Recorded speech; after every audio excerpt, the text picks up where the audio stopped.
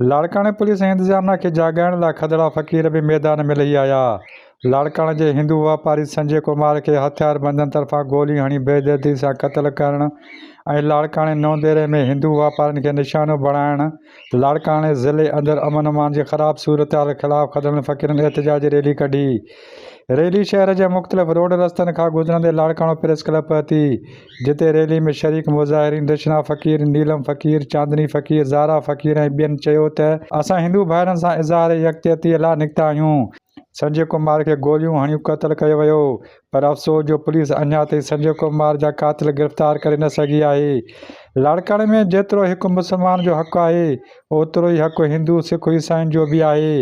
एक साज़िश तहत सिंध धरतीअ जे वारसनि हिंदू भाइरनि खे टारगेट बणाए पियो वञे त जे हिंदू भाइर लॾ पलाण करण ते मजबूर थी वञनि। हिननि वधीक चयो त लाड़काणे में अमन अमान बरक़रार रखणु पुलिस जी ज़िम्मेवारियुनि में शामिल आहे, पर अफ़सोस पुलिस मुकमल तौर ते अमन अमान बरक़रार रखण में नाकाम थी वई आहे।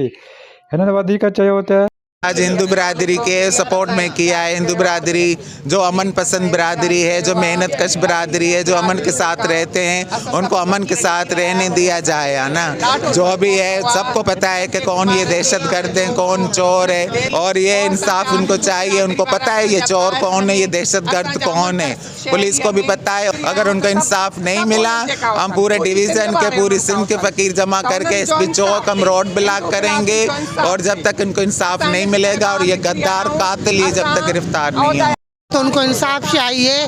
और सिंध के परस्तार हैं, हमारे भाई हैं, हिंदू लोग बहुत अच्छे हैं, मुसलमानों से ज़्यादा ईमानदार हैं, इनको इंसाफ दिया जाए। वधिक ख़बरुनि जे लाइ असांजे YouTube चैनल खे सब्सक्राइब कंदा। A4 news 786।